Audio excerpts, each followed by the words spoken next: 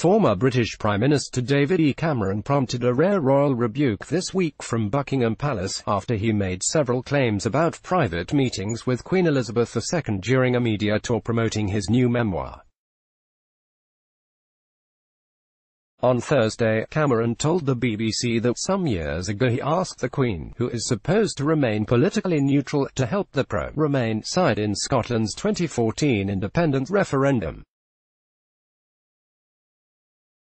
He said he felt panic that the pro-secession side might win, and told her private secretary that just a raising of the eyebrow, even, a quarter of an inch, we thought might make a difference. Lewis Hamilton says Queen Elizabeth II scolded him for his table manners in this Tuesday, July 24, 2012 file photo. Britain's Queen Elizabeth II is greeted by Britain's Prime Minister David Cameron as she arrives for lunch at Downing Street in London.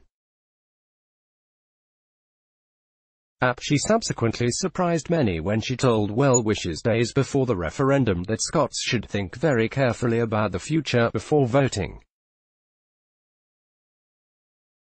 The pro-Remain side won the vote 55% to 45%. I didn't ask for anything improper to be said or done, Cameron said, before saying he had nothing more to say about the matter. I've already said perhaps a little bit too much, he said.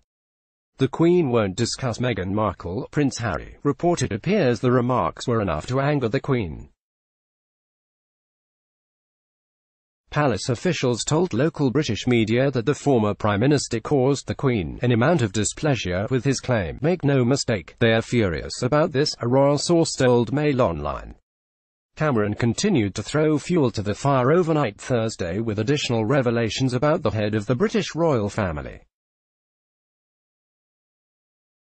Prince Harry receives an apology from BBC for publishing "race traitor" image that depicted his assassination. Speaking to the Times Red Box podcast, Cameron revealed the monarch was given to driving at breakneck speed at Balmoral, her Scottish holiday estate, and that she told him she was the only woman to have driven the King of Saudi Arabia. You get into a car, sort of 7 o'clock at night, often driven by the Queen herself, driven at breakneck speed up onto the moor, he said.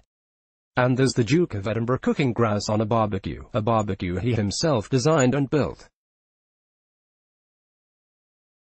That's extraordinary to be cooked for by Her Majesty the Queen and Prince Philip. Cameron added that the Queen asked incredibly perceptive questions, and spoke of seeing the royal family in relaxation at the Balmoral Haven. UK PM Boris Johnson denies lying to Queen as he struggles to get Brexit done. On Friday, a senior palace source told the Mirror that Cameron's fast and loose remarks are a betrayal of trust, and not fitting of the office he once held. It's fair to say everyone is wondering what on earth he will reveal next, and he said more than enough already, the source added. The 93-year-old Queen has been dragged back into politics through a Supreme Court challenge to Prime Minister Boris Johnson's decision to suspend Parliament for 5 weeks as the Brexit deadline approaches. Click here to get the Fox News app. Opponents of the government claimed the suspension was illegal and accused the Prime Minister of misleading the Queen, whose formal approval was needed for the move. The Associated Press contributed to this report. Let's block ads. Why?